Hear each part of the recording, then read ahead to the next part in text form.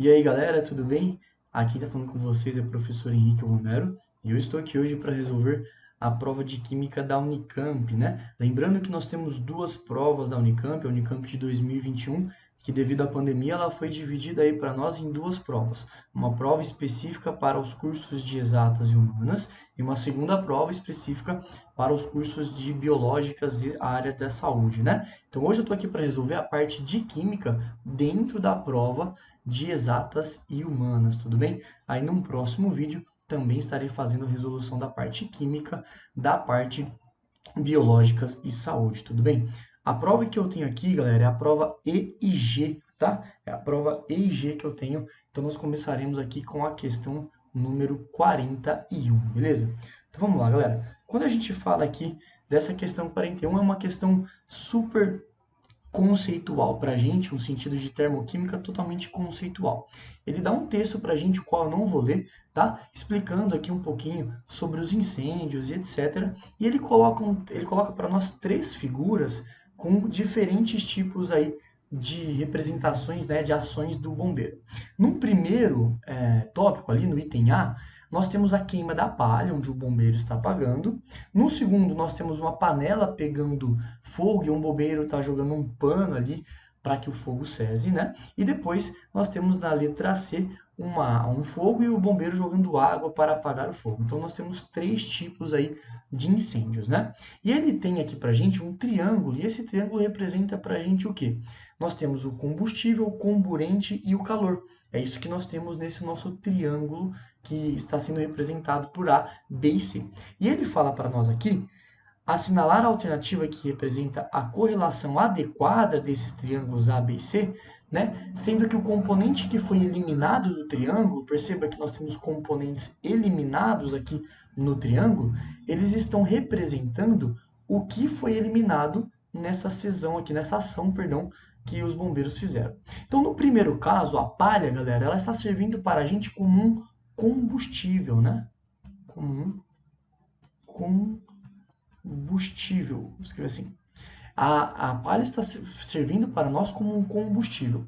Já no item B, observe que o bombeiro vai jogar um pano e esse pano vai fazer com que o fogo, aqui no caso, o nosso combustível que tem aqui, pode ser um óleo ou algo do tipo, ele não vai ter mais acesso ao oxigênio, ou seja, nós estaremos acabando então com o oxigênio, com um comburente. E aqui nesse caso, nós temos apenas o fogo sendo apagado pela água. Nós estamos trabalhando com o calor. Então, nós temos que buscar aqui qual está faltando, né? Então, observe comigo aqui a alternativa D, que é a alternativa correta. Nós temos aqui o combustível, que é o que está faltando, que estaria aqui. Nós temos o comburente faltando no B e nós temos o calor faltando aqui na letra C. Portanto, a alternativa D é a nossa alternativa correta. Tudo bem? Olha agora a questão 42, que envolve um pouquinho para a gente de solução. Ele nos dá três produtos A, B e C, que são produtos aqui com uma finalidade, aqui ele fala para a gente desinfetante, né? E eles, perceba que eles possuem porcentagem massa-massa diferentes e valores diferentes para uma certa quantidade de volume. Ele quer saber qual desses produtos está em ordem crescente de um custo-benefício, tudo bem? Então vamos começar aqui com o nosso produto A. Galera, no nosso produto A, perceba que nós temos 1 litro, certo? E esse 1 litro, nós vamos manter, ele tem um valorzinho aqui, ele tem um valorzinho de R$ 11,90 o litro, né? Galera, como ele quer saber, nesse caso, o custo pelo benefício, nós vamos pegar este custo de R$ 11,90 e dividir pelo benefício, ou seja, pela porcentagem que nós temos desse cara, 0,45. Eu já resolvi essa continha aqui, nós achamos aqui um valor de 26,44. Beleza? Vamos agora para o B. Galera, já no produto B, nós temos isso para meio litro, esse valorzinho de 2,49. Então, eu vou fazer isso aqui para 1 litro também, porque nós temos que ter mesmos volumes para que nós tenhamos aí, no caso, uma correlação legal entre o produto A, B e C, certo? Então, vamos lá. 1 litro desse cara, perceba, que nós tínhamos que meio litro era de 2,49. 1 litro, eu fiz a continha para ser bem exato aqui, e nós achamos 4,98. Beleza. Então, de novo, eu vou pegar essa quantidade e vou dividir pelo tanto que nós temos dele, que é de 0,17. Nós acharemos aqui um valorzinho de 29,29. E para finalizar, o nosso produto C, que estava para 2 litros de 5,19. Bom, o preço, né? Eu quero para 1 litro, então vamos lá. Para 1 litro, eu vou dividir isso por 2, eu já achei aqui para gente, dá R$ 2,59. Esqueci de colocar aqui, ó. 2,59. E aí nós vamos pegar este valorzinho de 2,59 e nós iremos dividir pela porcentagem, que é de 0,33. E o valor achado aqui foi de 7,86. Galera, como ele quer o custo-benefício, né, em ordem crescente, perceba que primeiro a letra C, depois a letra A e por fim a letra B. Ou seja, a letra B, no caso, é o que está saindo mais caro para a gente, 1 litro. Né? Em compensação, a letra C é a mais barata. Então, nós temos C, A e B, a alternativa letra B dessa questão 42. Tudo bem?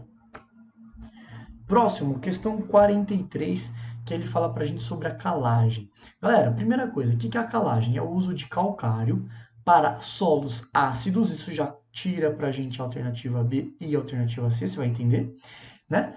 E aí, qual é a função dela? Aumentar o pH. Então, solos que são ácidos, nós temos o costume de utilizar-se dessa técnica que é a calagem, que é a adição de calcário, tá? Para que aumente o pH do solo, torne-o menos ácido, tudo bem? Por que eu tirei a letra B e a letra C? Ele fala, a calagem atua em solos básicos. Não, atua em solos ácidos.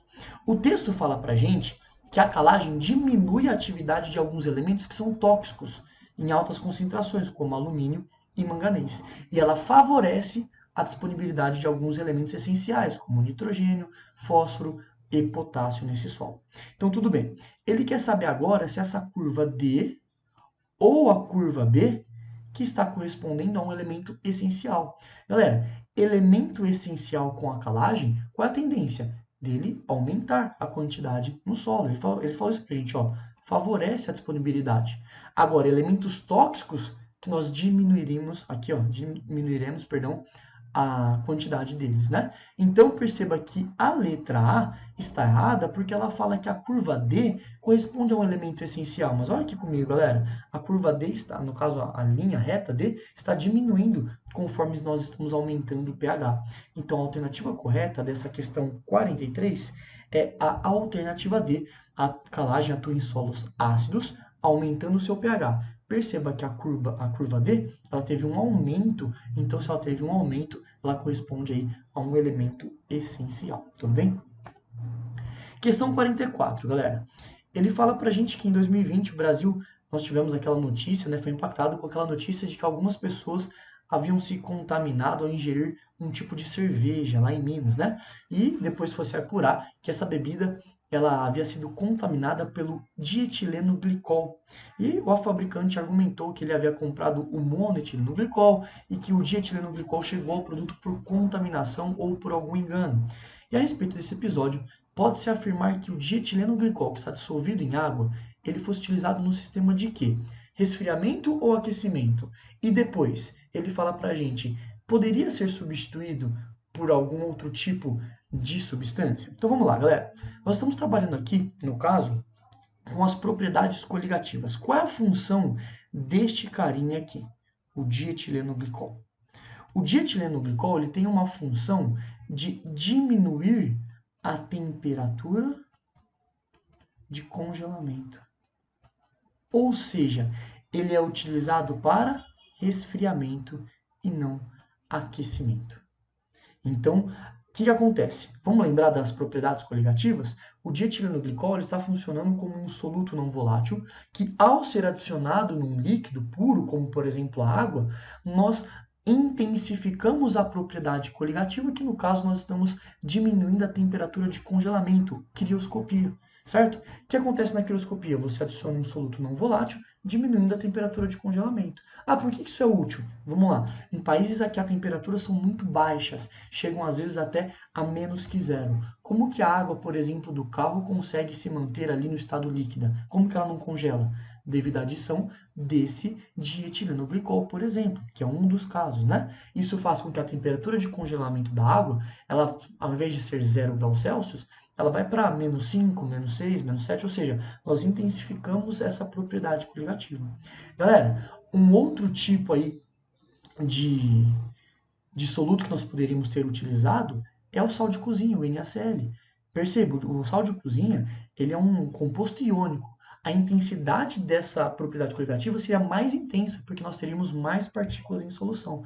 Então, a alternativa correta é a alternativa C, resfriamento na linha de produção, e esse material pode sim ser substituído pelo sal de cozinha, justamente porque o sal de cozinha vai ter a mesma função do dietilenoglicol, que é diminuir a temperatura de congelamento, tudo bem?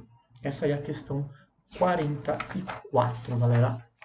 Bora para a questão 45, essa aqui eu considerei uma questãozinha bem chata, tá? Devido ao gráfico, à interpretação desse gráfico, mas vamos entender. Nós temos aqui no gráfico em azul a quantidade de fertilizantes por hectare, né? E depois nós temos também o gráfico em vermelho, a quantidade de fertilizantes em quilo por tonelada de grãos. Tá.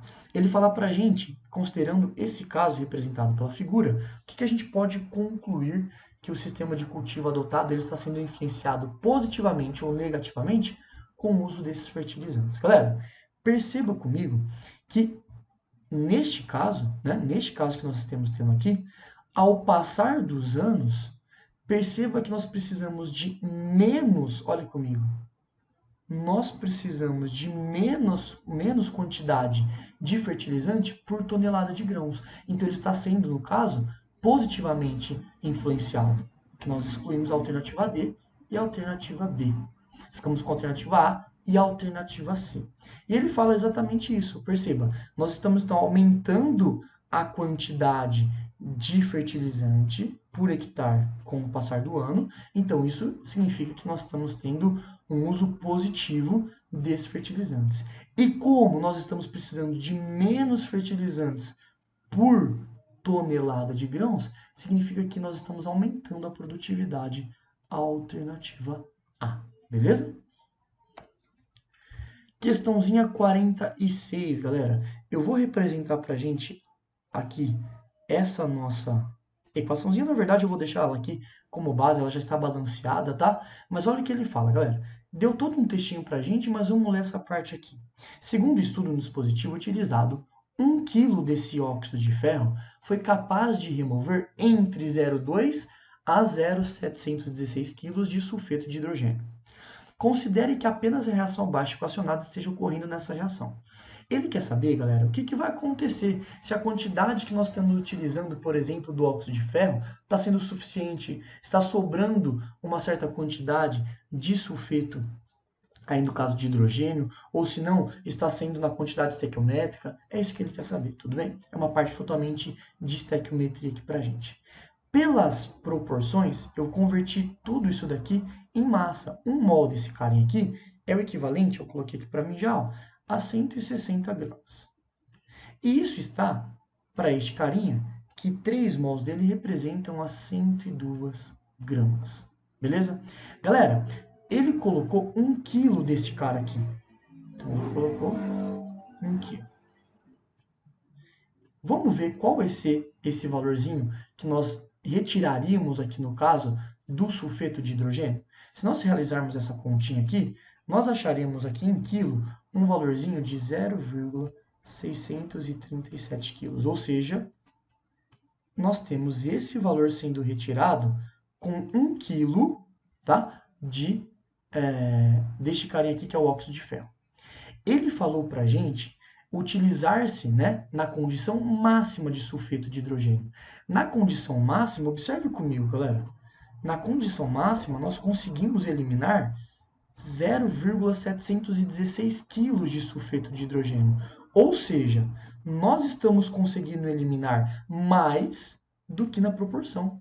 Então, foi removida uma quantidade maior de sulfeto de hidrogênio do que a prevista pela estequiometria da nossa equaçãozinha química. Porque pela equaçãozinha química, olha lá, nós conseguiríamos tirar 0,637 quilos, mas nós conseguimos ali, na condição máxima, retirar 0,716 quilos. Então, nós conseguimos remover uma quantidade maior do que a prevista pela estequiometria da nossa equação química, tudo bem?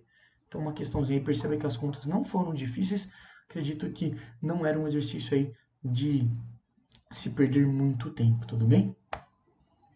Questãozinha 47, faltam mais duas, tá? A questãozinha 47, galera, envolvendo gases pra gente, ela fala aqui que durante ao tratamento dos pacientes com o Covid-19 é utilizado aí a oxigenoterapia, que é indicada para esses pacientes em estado grave. E ela vai de 5 a 10 litros de oxigênio por minuto. Ele quer saber que para uma vazão máxima, ou seja, para 10 litros de oxigênio por minuto, né? O cilindro de cada capacete deverá ser trocado necessariamente após quanto tempo? Então vamos lá, galera. Utilizando-se dessa proporção máxima, nós temos 10 litros por minuto.